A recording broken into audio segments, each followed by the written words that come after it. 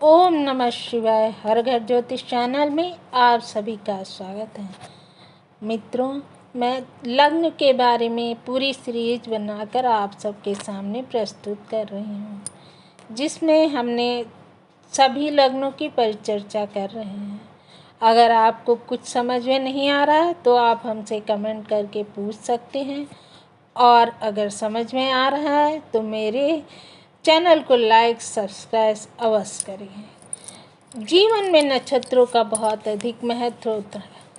नक्षत्र सही नहीं होते हैं, अच्छे नहीं होते हैं। अगर नक्षत्र में कुछ भी खराब होता है तो हमें उसकी शांति करवानी पड़ती है। अतः मेरा विश्लेषण नक्षत्र और उनकी डिग्री पर आधारित है। आज हम तुला लग्न की चर्चा करेंगे। तुला लग्न के आधार स्तंभ पूर्वी पृथ्वी पर ये लग्न उदित होता है तो आपकी तुला लग्न होती है। मंगल की चित्रा नक्षत्र की एनर्जी लेकर आपका जन्म हुआ है। चित्रा, स्वाति और विशाखा चित्रा नक्षत्र के दो आधार स्तंभ इसमें हैं, यानी दो पार्ट कन्या लग्न में है। तो आपका जो आधार है वो कन्या लग्न है, उसी पर तुला राशि खड़ी हो रही है। मंगल, राहु, गुरु की एनर्जी लेकर आप आगे बढ़ रहे हैं। आप साहसी हैं। स्वाति के तत्वों को समझना आसान नहीं होता है। अमृत पान करके आप आगे बढ़ेंगे। गुरु वाली विशेषता देगा। विशाखा में शुक्र के कारण आपके पास संजीवनी है। व्यक्तित्व का ध्यान रखते हैं आप। शुक्र सुंदरता का प्रतीक है। काल पुरुष की कुंडली में 7 घंटे हैं। आपके गेन का घर बैंक बैलेंस आपका बताता है, जिसमें विशाखा, अनुराधा, ज्येष्ठा और वृश्चिक राशि आएगी। तुला लग्न वालों की हमेशा साधना करनी पड़ती है। गुरु की विशाखा नक्षत्र है। लौकिक और पालौकिक दोनों को प्राप्त करना, यानी अनुराधा यानी ईश्वर की शक्ति का अनुमान करना। अंत में बुद्ध के बुद्धत्व को लेकर के चलना पड़ेगा। परिवार को इकट्ठा करने के लिए बड़ों से आशीर्वाद लेना पड़ेगा, यानी जो आपके घर के सदस्य हैं उनके लिए आपको मेहनत करनी पड़ेगी।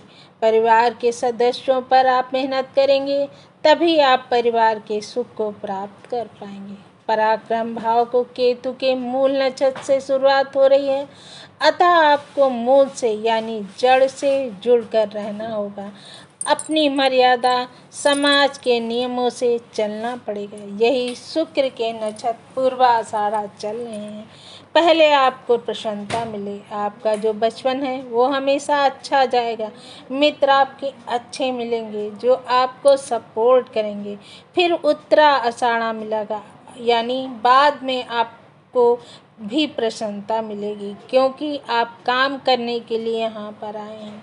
आप जब तक मेहनत करते रहेंगे आप प्रसन्न रहेंगे। निरंतर श्रम करते रहना पड़ेगा आपको। सुख के भाव में शनि की मकर राशि आ रही है, जो सरल नहीं है। आपको स्थिर रहना पड़ेगा। वहाँ उत्तरा आषाढ़ा नक्षत्र आपको मिलेगा। सूर्य के जैसे आपको उदार होना पड़ेगा। फिर 30 से 60 जो के बीच के जो सुख होंगे वो आपके लिए चंद्रमा का श्रवण नक्षत्र मिलेगा। आपको लोगों की बातों पर ध्यान देना पड़ेगा। आपको लोगों की बातों को ध्यान से सुनना पड़ेगा। आप सुख के पास आएंगे तभी सुख का कर्म करें। फिर मंगल के घनिष्ठा नक्षत्र यथा सुनकर कर्म करिए, तभी भूमि भवन वाहन और आपको ख्याति प्राप्त होगी। पंचम भाव यानी भविष्य के लिए लग्न, मतलब आपको अपने भविष्य के लिए काफ़ी मेहनत करना पड़ेगा। आपको अपने भविष्य के लिए जड़ से जुड़कर रहना पड़ेगा। नवम भाव के भाग्य भाव का घर होता है। नवम पूर्व नक्षत्र है। पंचम यानी संतान आपका भविष्य है। यहाँ पर घनिष्ठा सद्भिषा यानी आपके पास ज्ञान बहुत अधिक होता है। घनिष्ठा यानी मंगल जैसी संतान शक्तिशाली, अपनी बुद्धि रहस्यात्मक आपकी बुद्धि होगी। अगर मंगल और शनि आपका शुभ होगा तो आप यहाँ पर बहुत ज़्यादा संतान से सुख नहीं प्राप्त कर लेंगे। यानी आपकी जो संतान होगी वो सदैव आप पर डिपेंड होगी।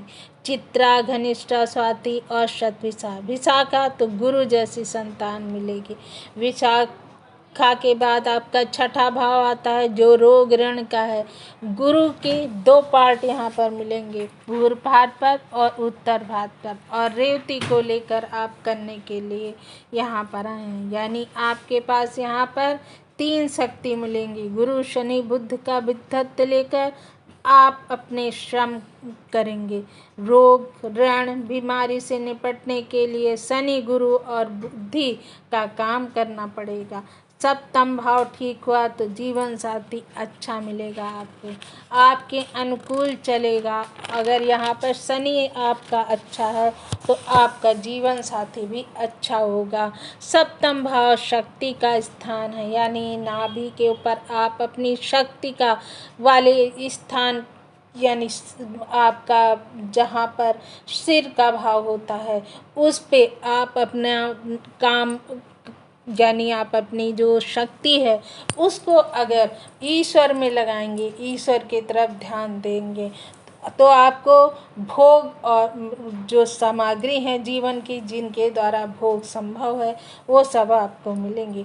आप अपनी पत्नी से अगर जुड़ करके रहेंगे तो आपके जीवन में आसानी से चीज़ें उपलब्ध होती जाएंगी।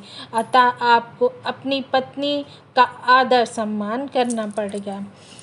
अश्विनी नक्षत्र से फिर आगे मिलेंगे तो यहाँ पर यानी आप मेडिकल की, साइंस की फील्ड में जा सकते हैं। आपका जो लाइफ पार्टनर है वो थोड़ा जिद्दी होगा, उग्र और उतावलापन भी उसके अंदर होगा। फिर भी शुक्र की भरणी नक्षत्र होगा। फिर कृतिका का तेज आपको मिलेगा, यानी आपका जो जीवन साथी होगा वो जिद्दी होगा लेकिन फिर भी आपका हमेशा साथ देगा। आप उससे जुड़कर ही रहिए। फिर कृतिका का तेज मिलेगा, यानी आपका जो जीवन साथी होगा वो तेजवान होगा। अष्टम यानी आयु का भाव है। मृत्यु का भाव शुक्र आपकी आयु पर निर्भर करेगा।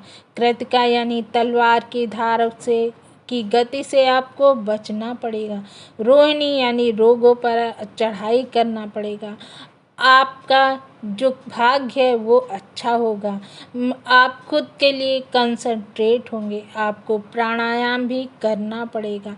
9वें में मिथुन राशि है जो आपको चंचल बनाएगी। प्रथम नक्षत्र आद्रा मृगशिरा आपको धार्मिक कार्यों से ज्ञान प्राप्त करेंगे।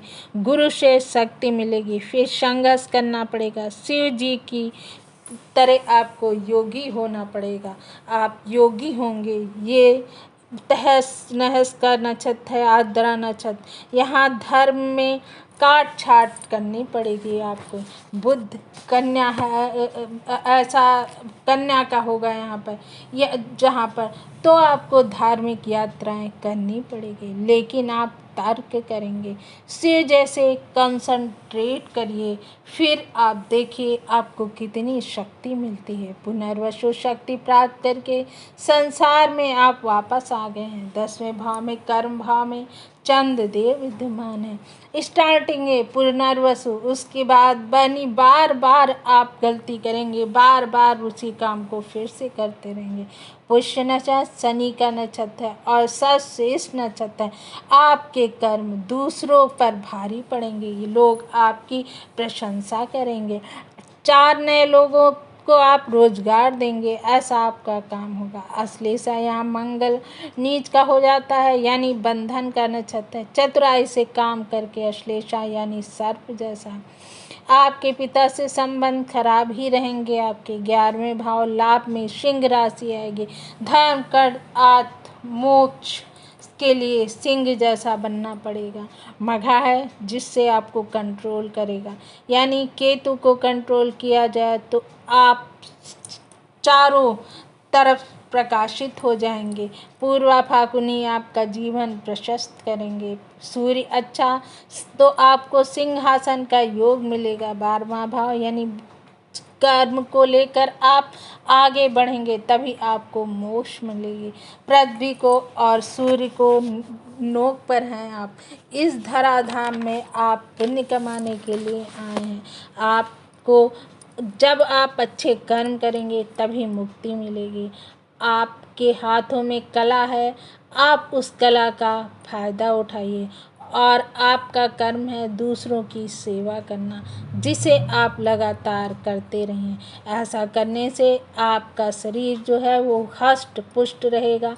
आपको भूम भवन वाहन और माता संबंधी लाभ मिलते रहेंगे। आप नीलम या नीली पहन सकते हैं, आप डायमंड पहन सकते हैं, आप अच्छा सा एक पन्ना भी धारण करिए, जिससे आपको बहुत अधिक लाभ मिलेगा। आप मेरे चैनल को लाइक सब्सक्राइब करिए।